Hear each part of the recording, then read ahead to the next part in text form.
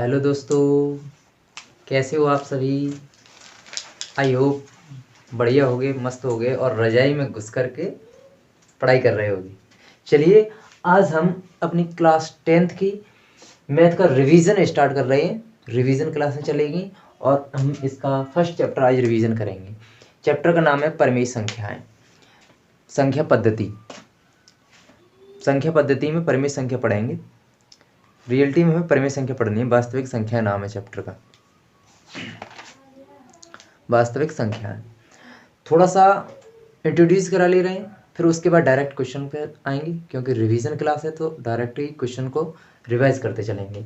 लेकिन उसको करने से पहले हमें कुछ बेसिक आइडेंटिटी पता होना चाहिए, वो हम समझ ले रहे हैं।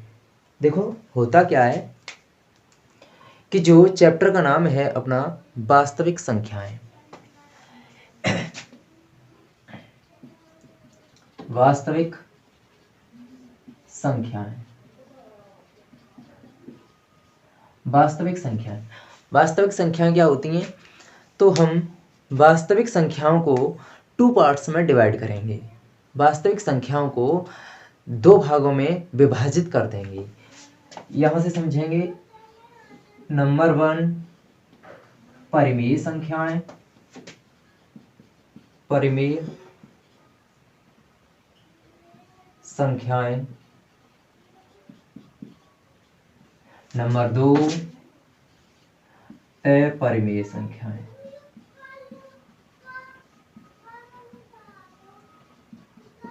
आप लोगों ने थोड़ा बहुत पढ़ा भी होगा। परिमेय संख्या उन्हें कहते हैं जिनको हम P/Q के रूप में लिख सकते हैं। अपरिमेय संख्या उसे कहते हैं जिसको हम P/Q के रूप में नहीं लिख सकते हैं।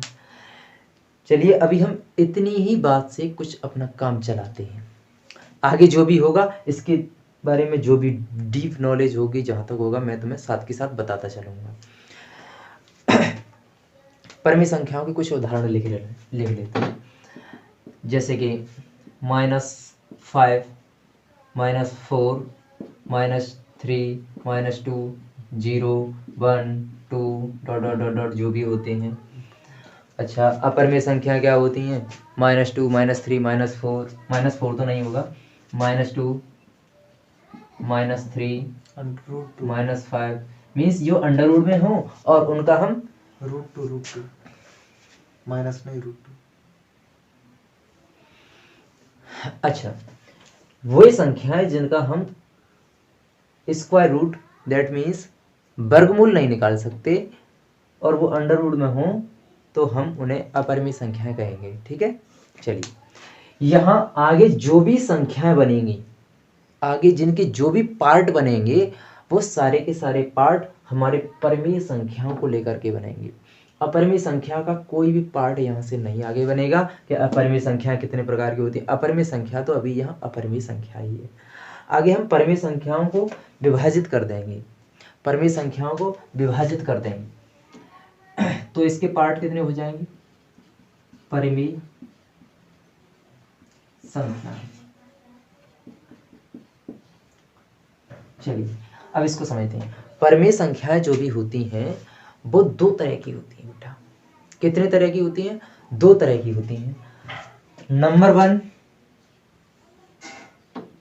पूर्णांक संख्याएं, पूर्णांक संख्याएं। नंबर 2 भिन्न संख्याएं, भिन्न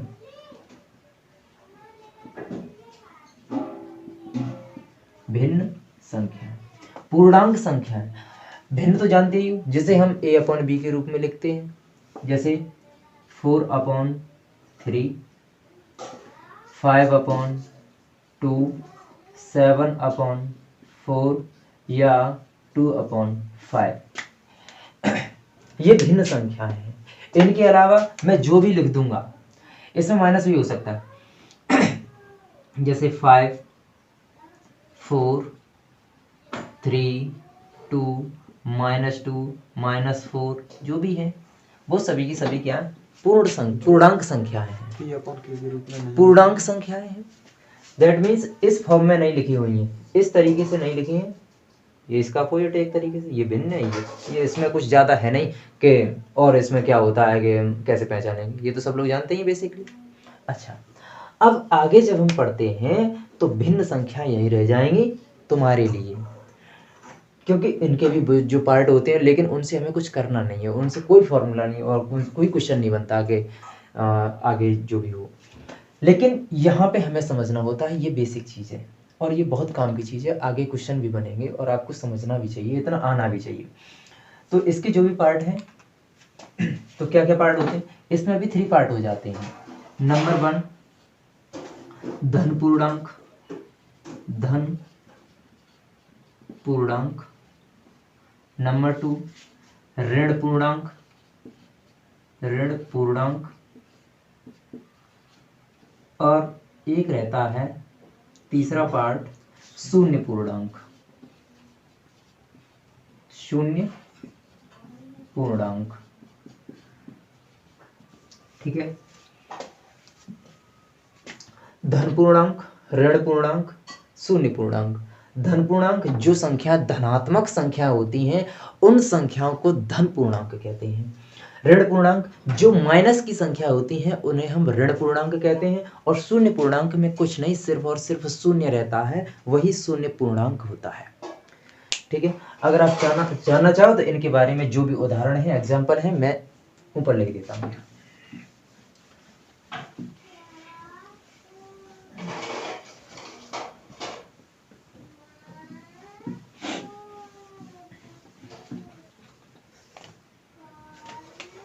नंबर 1 धन पूर्णांक।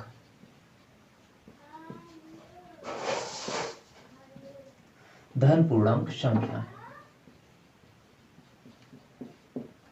क्या होती है? 1 2 3 4 5 6 डॉट डॉट डॉट डॉट जो भी होती है आगे। नंबर 2 में था ऋण पूर्णांक, ऋण पूर्णांक संख्या।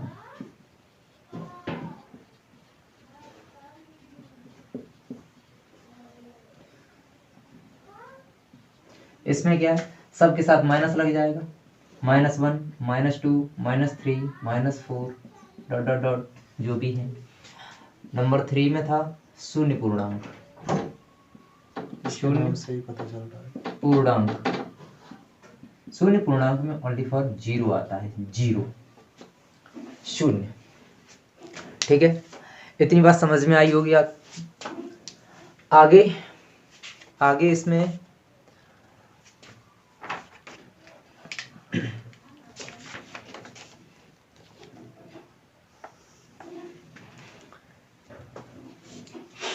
अगर आप एक कैटेगरी और बनाना चाहो तो वो बन जाएगी कैसे? अगर इस 0 को धन पूर्णांक के साथ मैं शामिल कर दूं तो क्या आपको कोई प्रॉब्लम? नहीं प्रॉब्लम। तो ये यहां से एक न्यू पॉइंट बनता है, उसको कहते हैं पूर्ण संख्याएं। पूर्ण संख्या। जब भी हम 0 को धनात्मक पूर्णांकों के साथ ऐड कर देते हैं तो वो सभी की सभी संख्याएं पूर्ण संख्याओं की कैटेगरी में आ जाती हैं। यहाँ तक किसी को कोई प्रॉब्लम? आई होप यहाँ तक सबको समझ में आया होगा, और कुछ यहाँ पे बहुत बड़ा है भी नहीं कि ये समझ में नहीं आया। चलिए आगे हम कुछ और बेसिक चीजें समझ ले रहे हैं, जिन्हें कहते हैं सम संख्याएं, विषम संख्याएं, भाज्य संख्याएं, अभाज्य संख्याएं।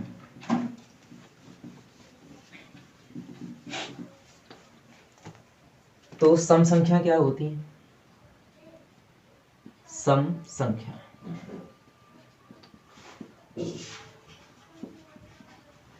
सम संख्या वे संख्याएं जो 2 से कट जाती हैं, जो 2 से विभाजित हो जाती हैं, उन सभी की सभी संख्याओं को सम संख्याएं कहते हैं। तो आप पहचान के बताओ सम संख्याएं क्या क्या होंगी? 2 में 2 का भाग चला जाएगा, बिल्कुल चला जाएगा। 4 6 8 10 डॉट डॉट डॉट डॉट आगे भी। लेकिन कभी कभी यह क्या होता है कि बच्चे ये नहीं पहचान पाते कि 0 जो है वो सम संख्या है या नहीं। 0 जो है वो सम संख्याओं की कैटेगरी में है या नहीं। तो एक बात बताइए, यहाँ कुछ बेसिक आपको समझना ये है कि इतने मैंने जो संख्याएं लिखी हैं उनमें देख रहे होगे आपके 2 का डिफरेंस है। किसका डिफरेंस है? 2 नंबर, 2 संख्याओं का अंतर है इनमें। 2 संख्याओं का अंतर लेते हुए संख्या आगे बढ़ती जा रही है। अगर मैं एक क्लास पीछे जाता हूं तो आप लोगों ने एक संख्या पढ़ी होगी, नंबर संख्या, वो नो, उसको हिंदी में कहते हैं संख्या रेखा। संख्या रेखा, संख्या रेखा आप लोगों ने बहुत अच्छी से पढ़ी होगी।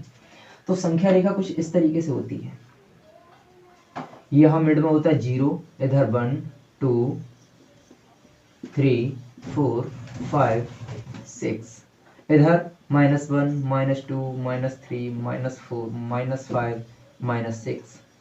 एक बात बताना, यहां से मैंने 2 लिया, उसके बाद 4 लिया, 6 लिया, 2 में 2 ऐड किए तो 4 हो गया, 4 में 2 ऐड किया तो 6 हो गया। अगर मैं 2 में से 2 माइनस करता हूं तो कहाँ आऊंगा? 0 पे आऊंगा। 0 में से फिर से -2 करूंगा तो फिर -2 पे आऊंगा। सेम आगे ऐसी प्रोसेस चलता रहेगा। तो यहाँ भी तो आपने 2 का अंतर लिया, बिल्कुल लिया, तो 0 भी क्या हो जाएगा? सम संख्याओं की कैटेगरी में आएगा। अब यहाँ ये मत कहना कि -4 क्या होगा, तो -4 आप देख पा रहे हो, 4 2 से कैंसिल हो जाएगा, 4 तो 2 से कट जाएगा ना, लेकिन उसके साथ माइनस लगा, उससे हमें कोई फर्क नहीं पड़ने वाला, वो भी सम संख्याओं की कैटेगरी में आएगा। आगे विषम संख्या, विषम संख्या बिल्कुल इसका अपोजिट है। विषम संख्या वे संख्याएं जो 2 से नहीं कटती हैं, जिनमें 2 का भाग नहीं जा सकता, या जिनमें 2 का भाग जाए लेकिन शेषफल कुछ ना कुछ बच जाए। जहां भी 2 का भाग देने पर शेषफल कुछ बचता है तो वो सभी संख्याएं विषम संख्याओं की कैटेगरी में आती हैं। जैसे 1 3 5 7 9 11 13 आगे इसमें माइनस वाली भी संख्या आ सकती हैं, ऋणात्मक पूर्णांक भी हो सकते हैं इसमें। यहाँ तक कोई दिक्कत? कोई दिक्कत नहीं है। अब हम चलते हैं अपने मेन पॉइंट पर, जिसका नाम है यूक्लिड विभाजन प्रमेय का। यूक्लिड विभाजन प्रमेय का। अब ये यूक्लिड विभाजन प्रमेय का क्या है, इसको समझने से पहले मैं एक बहुत छोटा सा माइनर सा एक एग्जांपल लूंगा, उसको ध्यान से समझना आप लोग।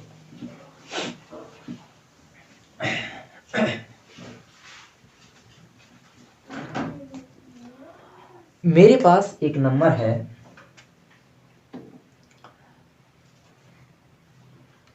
59। 59 ये एक नंबर है और मैं चाहता हूं कि ये नंबर 5 से विभाजित किया जाए, इस नंबर में 5 से भाग दिया जाए, इस संख्या में 5 से भाग दिया जाए। तो कुछ इस तरीके से 5 से भाग दिया जाएगा, क्या भाई है ना? बिल्कुल 5 से भाग दोगे तो आप दोगे 5 एकम 5, माइनस किया कुछ भी नहीं आया, अंक उतारा 9 का, अब 5 का भाग दोगे 5 एकम 5, माइनस करोगे बचेगा 4। कोई दिक्कत? नो दिक्कत। यहां अगर आप कुछ समझो तो कुछ ऐसा है, ये तो तुम्हें बताया होगा या नहीं बताया हो तो आप समझ लो। जिस संख्या में हम भाग देते हैं उसे कहते हैं भाज्य, जिस संख्या में हम भाग देते हैं उसे कहते हैं भाज्य, और जिस संख्या से भाग दिया जाता है उसे कहते हैं भाजक। क्या कहते हैं? भाजक। साथ के साथ इनको लगे हाथ लिख भी ले रहे हैं, इसको कहते हैं भाज्य और इसको कहेंगे भाजक। और इधर जो आप बोलते हो ये सर जी उत्तर, तो ये हो जाएगा भागफल। और नीचे भी तो कुछ बचा, तो ये बचा कुचा हो गया शेषफल। ठीक है, कोई दिक्कत? यहां अगर आप कुछ समझो तो कुछ ऐसा होगा कि भाजक और भागफल का गुणा करके देखो क्या आता है। भाजक और भागफल का गुणा करके देखो और उसमें शेषफल को ऐड करो, शेषफल को जोड़ो, क्या बनता है? 11 पन्ना 55 प्लस 4 जोड़ोगे 59। और ये 59 क्या था? क्या भाज्य नहीं था? ये वही संख्या है जिसको आपने किसी से भाग किया था। तो यहां हम ये कह सकते हैं कि भाज्य बराबर भाजक गुणा भागफल प्लस शेषफल, यानी सबको अभी आपने जोड़ा था। भाज्य कितना है? 59। भाजक कितना था? 5। भागफल था 11 प्लस शेषफल 4। 59 बराबर गुणा करोगे 55 और जोड़ दोगे 4 तो हो जाएगा 59 बराबर 59। ये जो आप देख पा रहे हो, ये जो फॉर्मूला सूत्र देख रहे हो, यही सूत्र होता है यूक्लिड विभाजन प्रमेय का। इसी सूत्र का नाम है यूक्लिड विभाजन प्रमेय का। यूक्लिड विभाजन नथिंग एल्स, यूक्लिड विभाजन प्रमेय का और कुछ भी नहीं है, बस यही है। क्या आप लोगों को ये बात समझ में आई? बिल्कुल समझ में आई होगी, इसमें कुछ है ही नहीं, बचपन से पढ़ते चले आ रहे हो, माँ साहब ने पीट पीट के सिखाए होंगे भाग है? अभी भी नहीं सीख पाए, घर पे जाके प्रैक्टिस करना। चलिए, यूक्लिड विभाजन प्रमेय का क्या है? ये है बस। और ये क्या कहां से आया? हमने बस यहाँ पे तिकड़मबाजी लगाई, देखा इधर उधर। इस चीज को हम पहले से जानते थे कि नहीं जानते थे, लेकिन यहां हम ये समझेंगे कि इसका नाम यूक्लिड विभाजन प्रमेय का क्यों पड़ा। ये एक प्रमेय है, ये एक प्रमेय है। और प्रमेय क्या होती है? कोई भी प्रूफ किया हुआ फॉर्मूला या इस तरीके का स्टेटमेंट। इस स्टेटमेंट को यूक्लिड ने दिया था। यूक्लिड ने सबसे पहले इस चीज का अनुभव किया कि ऐसा भी हो सकता है, तो यही प्रमेय का नाम पड़ गया यूक्लिड विभाजन प्रमेय का। बात समझ में आई? बिल्कुल। अब हम इसका यूज कहां कहां करेंगे? अभी तक हम इसका यूज कर रहे हैं कि भाग करते हैं तो इनका इस तरीके से गुणा करके जोड़ लो तो बराबर आ जाता है। ये चेक करने का तरीका कि हमारा जो भाग हमने जो किया है वो सही है कि नहीं, LHS RHS बराबर आएगी। लेकिन इसका आगे भी बहुत बड़ा रोल है। आपने एलसीएम HCF पढ़े होंगे। अब हम इसी फॉर्मूले की हेल्प से HCF ज्ञात करना सीखेंगे। HCF लासा जिसे बोलते हैं, लासा। तो मैं एक क्वेश्चन लेता हूं आपकी एक्सरसाइज का, और मेरे पास ये बुक है डॉक्टर मनोहर रे की। इसकी फर्स्ट एक्सरसाइज का फर्स्ट क्वेश्चन है, निम्नलिखित संख्याओं का HCF ज्ञात कीजिए। क्वेश्चन नंबर 1, निम्नलिखित संख्याओं का HCF ज्ञात करने के लिए यूक्लिड विभाजन एल्गोरिथम ज्ञात करने के लिए यूक्लिड विभाजन एल्गोरिथम या प्रमेय का एक ही बात होती है, एल्गोरिथम या प्रमेय का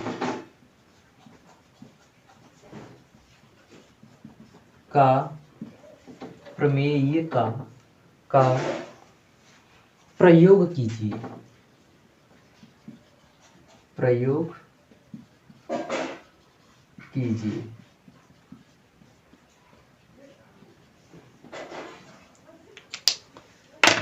पार्ट 1, इसका पार्ट 1 है 135 ही है, 135 और 225। और 225। मेरे पास ये दो संख्याएं हैं और ये लिखा है कि निम्नलिखित संख्याओं का HCF ज्ञात कीजिए। तो आपको बता दूं बच्चों वाली बात, कभी भी हम LCM और HCF ज्ञात करते हैं तो हमारे पास कम से कम दो संख्या होनी चाहिए। कम से कम दो संख्या होंगी तो हम उन संख्याओं का HCF निकाल सकते हैं, LCM भी निकाल सकते हैं, कुछ भी निकाल सकते हैं, LCM या HCF। लेकिन दो से कम संख्याओं का क्या निकालोगे, वो तो संख्या एक है, अपने आप में कुछ भी नहीं निकाल सकते उसका। चलिए अब हम इसका निकालेंगे HCF। अब हम निकालेंगे इसका HCF। तो HCF निकालने से पहले आप क्या करोगे, यहां ये चेक कर लो कि कौन सी संख्या छोटी है और कौन सी बड़ी है। तो 135 ये संख्या 225 से कैसी है, छोटी है। 135 छोटी है 225 से, इस चिन्ह का ये मतलब होता है। इंग्लिश में देखें तो इज ग्रेटर देन और इज लेस देन चलता है। चलिए तो यहां हमने देखा 135 छोटी है 225 बड़ी है। तो बस अब हमें क्या करना कि 135 का भाग देना है इस संख्या में। इधर आगे बोलो। तो 135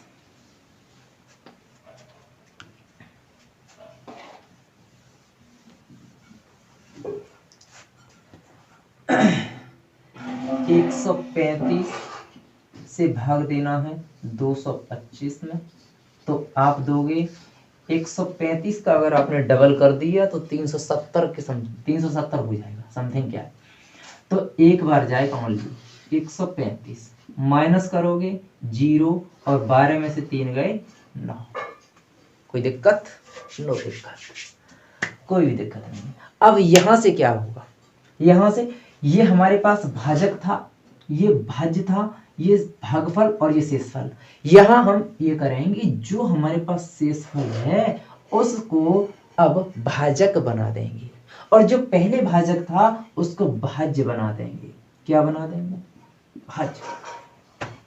इतनी बात समझ में आई होगी। ये बन गया भाज्य, यहां से उठा के मैंने यहां रख दिया।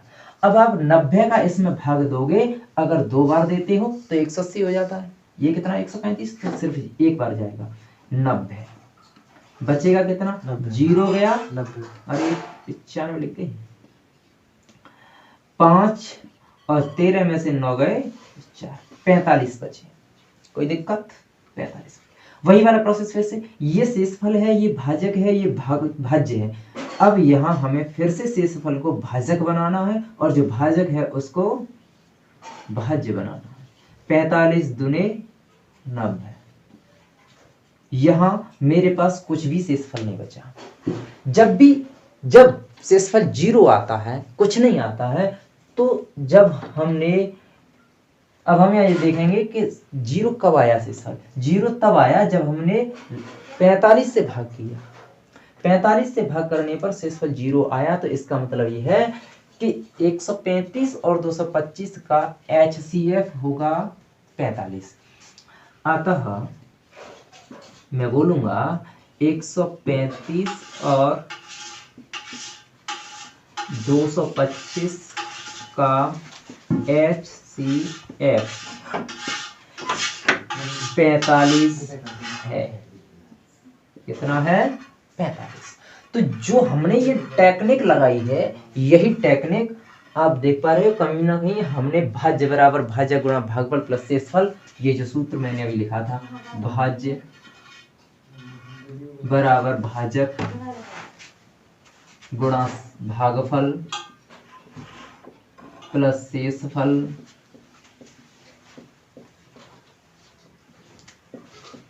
इसका यूज करके, इसी का यूज हुआ है ना। भाजक को मैंने यहाँ भाज्य बनाया, शेषफल को भाजक बनाया, वही फॉर्मूला है। तो यहाँ ये करने का जो मेथड है, इसी को बोला जाता है यूक्लिड विभाजन एल्गोरिथ्म का प्रयोग। बस और कुछ नहीं है। इस टाइप के जो भी क्वेश्चन होंगे आप बिल्कुल बेसिक तरीके से बना लोगे, इसमें कुछ है ही नहीं। इसके आगे का जो क्वेश्चन है, इसको आप नोट करना चाहो तो बेशक आप नोट कर सकते हैं। अब मैं नेक्स्ट क्वेश्चन कराऊंगा जिसमें जो 3 संख्याएं होंगी, 2 संख्याओं वाले आप बहुत अच्छे तरीके से कर लोगे। अगर फिर भी नहीं आता तो आप कमेंट बॉक्स में पूछ सकती हो। अब मैं इसे हटाता हूँ।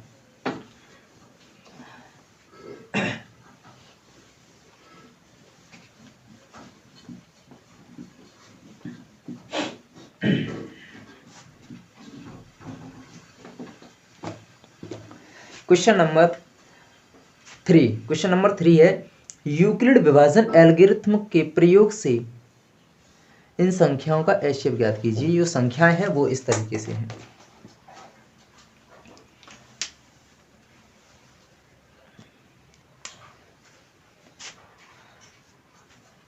क्वेश्चन नंबर 3, इसमें दी हैं संख्याएं मेरे को 92,662 है शायद, नहीं 690, कॉमा दूसरी है 7378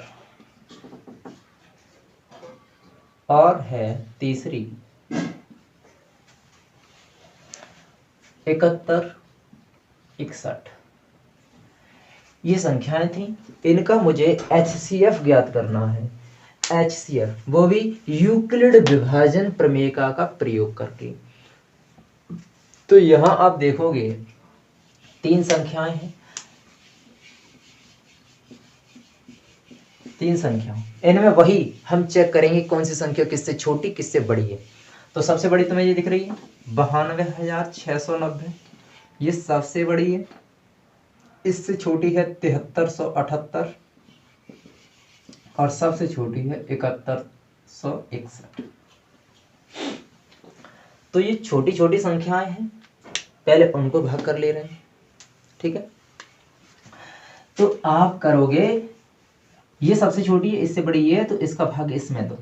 7161 का भाग दोगे 7378 में तो एक बार ही जाएगा। 71 61 माइनस करोगे तो 8 में से 1 गया 7, 7 में से 6 गए 1 2, 217।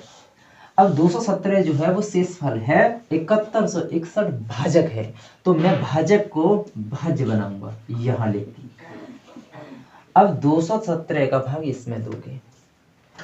अब यहां ध्यान से समझना, कभी कभी कुछ टीचर क्या बताते हैं कि इस संख्या का ऐसा पाड़ा पढ़ो पूरी संख्या को में देना है, लेकिन ऐसा जरूरी नहीं है। देखो मैं इसको पार्ट करके बनाता हूं। आप 7161 में बना भाग दे करके 716 में भाग दो, कितनी बार जाएगा? तो ये जाएगा लगभग 3 बार। 3 बार जाएगा तो कितना हो जाएगा? 617 51, 651 हो गया।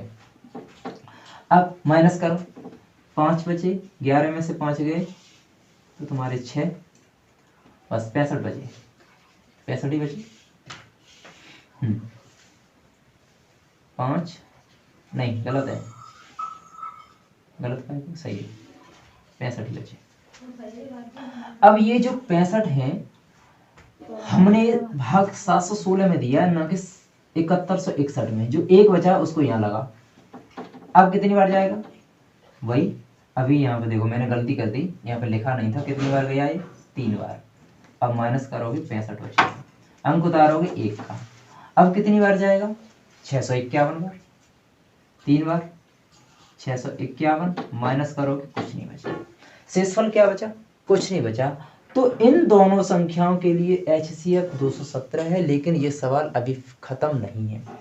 अब आप इस संख्या से इसमें भाग दो, इस संख्या से इसमें भाग दो, तब जाकर के जो लास्ट में शेषफल बचेगा तब हम देखेंगे किससे भाग दिया और लास्ट में शेषफल 0 आया। तो 217 छोटा है 92,690 से। अब 217 से भाग दोगे 92,690 में, तो वही टेक्निक अपनाओ, ये माइनस करने वाली। कंप्लीट नंबर में भाग मत दो, इतना बड़ा मल्टीप्लाई कौन चेक करेगा? गुणनफल के गुणाकार करके चेक करो। 926 में भाग दो 217 का, कितनी बार जाएगा? 4 बार लगभग। 17 चौका 68, तो 868 हो जाएगा। हाँ चल, 868 माइनस करोगे 16 माइनस 4 लिखो, 4 लिखो। हाँ सही। माइनस करो 8 बचे, यहाँ रह गया 1 हासिल लोगे 11, 11 में से 6 के 5 बचे 58 आया। अंक उतारोगे ये वाला 9 का, 9 का अंक।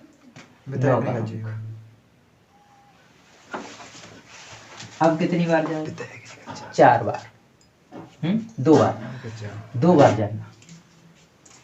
कितना आएगा?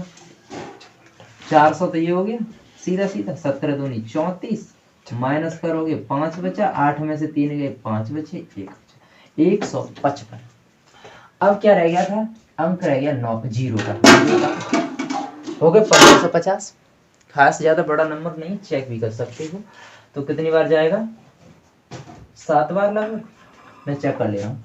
217 में 7 का गुणा करोगे तो 7 7 49 हासिल 4, 7 और 4 11 हासिल 1, 7 दूनी 14 और 1 15, 1519। ये है 1550, सही है। मेरा चला गया 7 बार, 1519 माइनस करोगे कितना बचेगा? 31। ठीक है, 31 बचा। अब जो ये 31 बचा है, यहाँ अंक उतारने के लिए कुछ भी नहीं है, तो मैं इस शेषफल को भाजक बनाऊंगा और जो अभी तक भाजक था उसको भाज्य बनाऊंगा। अब देखते हैं कितनी बार जाएगा। देखो कितनी बार जा रहा है? 7 बार, 7 बार जा रहा है। तो 21 सत्ते 217 माइनस किया, कुछ नहीं आया। अब जो अंतिम भाजक होता है उसी को बोलते हैं HCF ऑफ दिस नंबर। इन संख्याओं का HCF 31 है। ठीक है, तो आप बोलोगे अतः 92,690, 73, 78 और 71, 61 का HCF 31 है। ठीक है, बस हो गया। यहाँ अभी भी किसी को अगर समझ में नहीं आया हो तो आप लोग इस वीडियो को दोबारा से देखना। फिर भी समझ में नहीं आया तो कमेंट जरूर करना क्या समझ में नहीं आया, जिससे कि मैं आपकी समस्या का अगली वीडियो में समाधान कर सकूं। आज हम यहीं रखते हैं और आगे की वीडियो में नेक्स्ट क्वेश्चन को सॉल्व करेंगे। जय हिंद, जय भारत।